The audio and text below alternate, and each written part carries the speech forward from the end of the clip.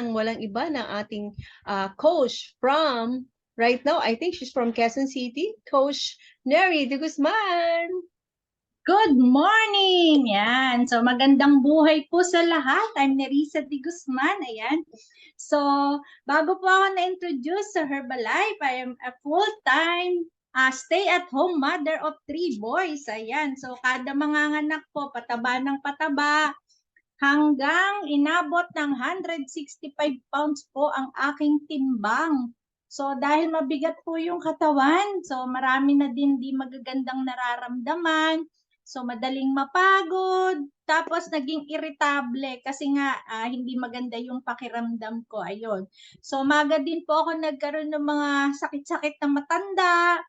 Tapos, naka-maintenance medication na din. So, in-advise din po ako ng aking doktor na mag-lose daw ng weight kasi makakatulong daw po na malaki yon. Ayun. So, nag-resort naman po ako sa skipping ng breakfast kasi akala ko papayat ako pag konti lang po yung kinakain ko. So, syempre, mali naman daw po pala yung ganong paraan. So, kanina narinig natin doon sa healthy breakfast, di ba? So, buti na lang po na-introduce ako doon sa healthy breakfast. So, sinunod ko din yung advice ng aking coach. Nag-incorporate din ng aking active lifestyle kasi dati po tamad ako mag-exercise. Ayun, pero amazingly, nag-lose po ako 3 months on the program. I was able to lose 30 pounds, ayan, at 8 inches sa aking waistline. And, gumaan, tsaka gumanda yung aking pakiramdam. So, dahil gusto ko po ituloy kainin for life ang healthy breakfast, ayun, kaya at saka gusto ko rin po matry pa yung mga ibang products, mainom ko rin. At yung ating outer nutrition products, ayan, gustong-gusto ko yan. Kaya pinagsikapan kong tumaas yung aking discount at ma-reach ko yung 50% discount level. So, dahil maganda naman result ko, at saka yung mga anak ko, so sinare ko na din to dun sa mga kamag-anak, mga kaibigan, tsaka lalo na dun kahit hindi ko po kilala, sinare ko na rin sa kanila. So, salamat sa Panginoon at nadala po ako dito sa Herbalife. So, bukod dun sa gumanda yung kalusugan ko, na-develop din po yung aking personality. So, dahil supervisor na po ako, nakaka-attend po ako sa mga trainings, both local and international. So, dahil dito nadagdagan po yung aking mga kaalaman. So, hindi lang physical, emotional, mental, kundi pati spiritual po na di-develop, lalo na dito sa ating virtual community. So, 13 years ko na pong kinakain ng healthy breakfast and right now, I am 59 years old. Ayan, next year po, senior na ako. Pero I feel younger, healthier, and happier. That's why I love Herbalife. Ayan. So, punta na po tayo dun sa aking topic about women.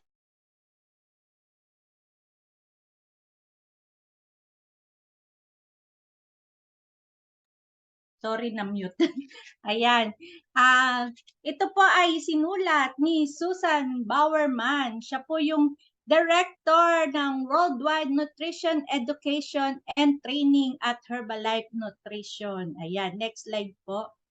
Ayan, so sabing ganon, habang bata pa tayo, hindi natin masyadong binibigyang pansin ang nutritional value ng ating mga kinakain. Pero as we age daw po, nutrition becomes increasingly important. Ayan. So, kung mapapansin nyo, napakaraming dietary supplements na specifically for women. Ayan, di ba meron tayo yung latest natin, yung Tanghui. Ayun. And para sa specific life stage. So, itong mga supplements na to, kasabay ng mga tamang pagkain ay malaking tulong upang ma-achieve natin ang tamang nutrisyon upang tayo ay maging malusog. Next slide, please. So, dapat daw in our 20s, let us develop good eating habits. So, ayan, drink enough fluids. So, kapag masyado daw tayong busy sa ating mga ginagawa, nakakalimutan natin uminom ng tubig. Always keep in mind na kailangan natin makainom ng 2 liters minimum araw-araw. Ayun. So, unti-unti po, pwede tayong uminom unti-unti. Wag naman bigla ang 1 litro. Ayan. Next, Pack Smart Snack. So, according daw the Center for Disease Control and Prevention, ang mga adults between the age of 20 to 39 ay nagko-consume ng 15.3% ng kanilang calorie intake from fast food. Ayun, so puro fast food yung kanilang kinakain. Dapat daw we choose better snack alternatives kahit bata pa tayo. So that may include proteins like yogurt or cottage cheese with fruits or hummus deep with vegetable, or pwede din protein bar if kayo ay always on the go. Ayan. So, yung mga essential nutrients na kailangan daw ng katawan during our 20s is calcium and potassium. Ang calcium ay isa sa mga nutrients na talagang di natin nakuha ng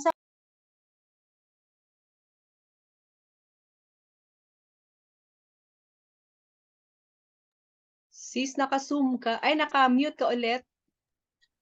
sorry. Ayan. So, ang calcium daw po ay isa sa mga nutrients na talagang di natin nakukuha at any age.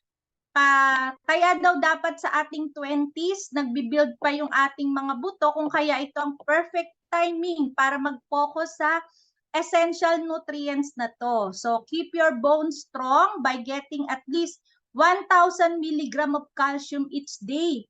So, isa sa mga mayaman sa calcium daw ay gatas. At dapat tayo ay nagko-consume ng 8 ounces ng glass a day ng gatas para ma-meet natin yung ating calcium needs. Ayun. So, meron ding other sources ng calcium like yogurt, fortified non-dairy milk, yan, yung mga firm tofu, sardines, leafy green vegetables, sesame seeds, at saka almonds. Ayan. So, katulad daw ng calcium, ang potassium naman ay kailangan para sa proper functioning ng puso at mga skeletal muscles at tumutulong sa isang healthy blood pressure. Ang potassium ay matatagpuan sa mga prutas, gulay, at mga dairy products. Ayan. Next slide po. Payo naman daw po doon sa mga buntis, mga bagong panganak at nag-aalaga ng mga anak. So, yung mga babaeng nagdadalang tao raw ay mayroong specific nutritional needs. Kailangan nila ng increased calorie intake na dapat nilang kunin mula sa mga lean proteins, dairy, at mas maraming prutas at gulay. Ina-advise din sila na uminom ng specific prenatal supplements na formulated to meet the unique nutrient needs of a pregnant woman. Ang folic acid at B vitamin ay mga key ingredients ng isang prenatal supplements dahil ito ay tumutulong para sa development ng nervous system ng sanggol. Para naman dun sa mga babaeng nagbabalak palang magdalang tao, ina-advise na mag-take na maraming folic acid para masiguro na magiging healthy ang kanyang pagbubuntis. Malaking tulong din para sa isang babaeng nakapanganak na ang vitamin B6. Ito rin ay matatagpuan sa mga poultry, nuts, oats, bananas, at mga whole grains. Ayan. Next slide po. Eat healthy daw during our 30s. Ayun, watch your calories. In our 30s kasi nagsisimula na raw bumagal yung ating metabolismo dahil tayo ay unti-unti nang nababawasan na muscle mass. Dito na rin nagsisimula na mahirapan tayong i-maintain ang ating ideal weight. So, learn to swap refined carbs like white bread, pastries for whole grains, fresh fruits and vegetables. Napakahalaga talaga po ng prutas at gulay. So, dito rin po sa phase ng ating buhay na to na yung mga essential nutrients natin dapat nag-focus po sa protein and iron. So, yun. Dagdag mo na to. Starting the age 30s, our muscle mass declines. Yung bumababa po by about 5% every 10 years. Ayun. So, kailangan din sa edad na to nagsisimula na tayo ng strength and resistance training upang mapigilan ang muscle loss. Isa sa mga mahalagang nutrients sa stage na to ay ang iron at halos sa kababaihan ay di nakakakuha ng sapat mula sa kanilang diet.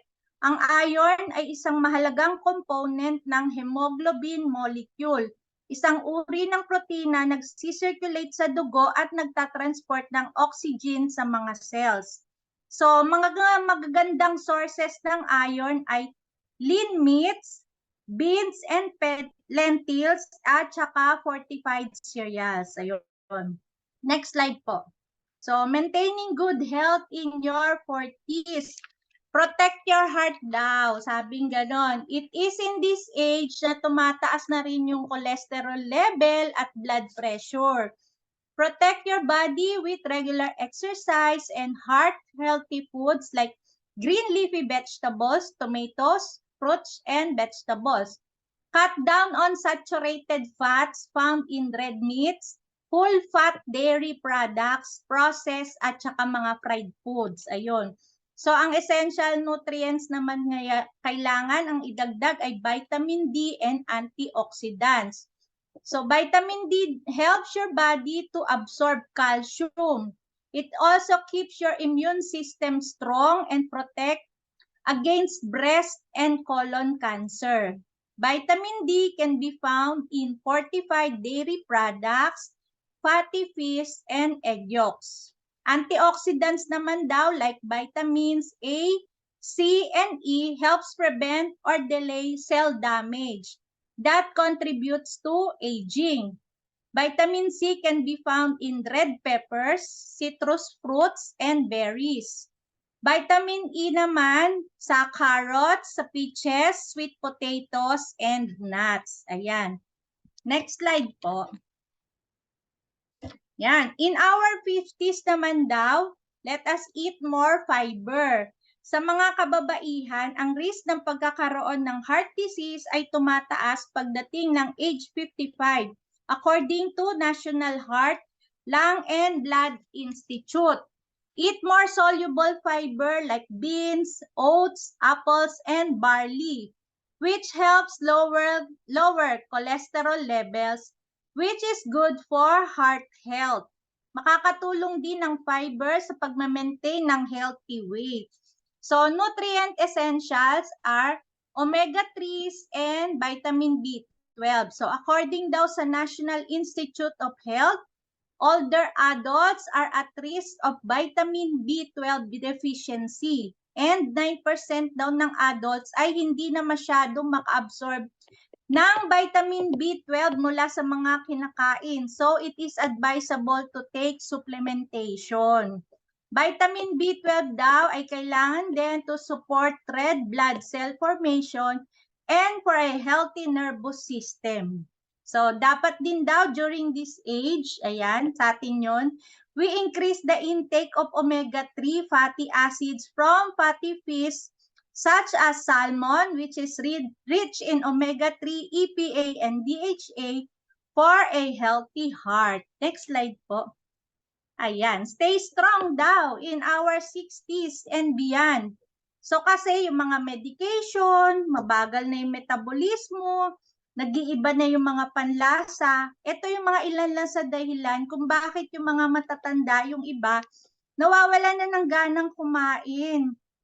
Ayun, so nangangailangan tayong sumubok ng iba pang pagkain, ngunit kailangan pa rin siguraduhin na nandun ang nutrisyon na kailangan ng ating katawan. Yung mga meal replacement daw ay makakatulong para ma-boost ang ating nutrition. Ayan.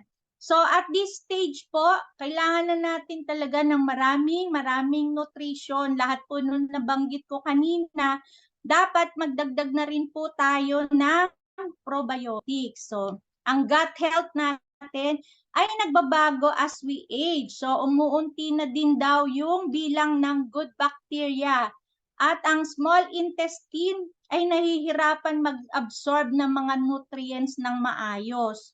So, makakatulong daw yung fiber at probiotics para ma-stimulate yung growth ng friendly bacteria sa ating gut. So, mga natural na sources daw ng probiotics ay yogurt, fermented foods like pickles, sauerkraut, and kimchi. Or better take a probiotic supplementation. Next slide po. Ayan, dahil mahal na mahal tayo ng Herbalife. So, sinimplihan na lang niya. Lahat po yun ay makukuha natin dito sa ating healthy breakfast, of course, na aloe tea and shake. Meron na tayong dyan for digestion, para ma-increase yung metabolism. At saka yung sa shake natin, nandyan na yung 19 vitamins and minerals. Meron na rin po tayong Herbalife line, yung fish oil, dahil kailangan natin ng omega-3 with DHA and EPA, ayan. And of course, yung Simply Probiotic para dun sa ating digestive health. Of course, fiber and herbs para sa fiber requirements natin. Meron na din tayong triple berry complex para sa women's health specifically, di ba? At yung calcium needs natin, makukuha na natin sa extra cal, and of course, yung mga folic acid na kaninang nabanggit ko, nandyan din po yan sa vitamins and minerals. So, you can never go wrong with Herbalife Nutrition. Ayan. That's all. Thank you. Back to you, Sis Olive. Ang galing naman talaga ng sharing. So, pwede ba nating paki-type? Thank you, Coach Neri.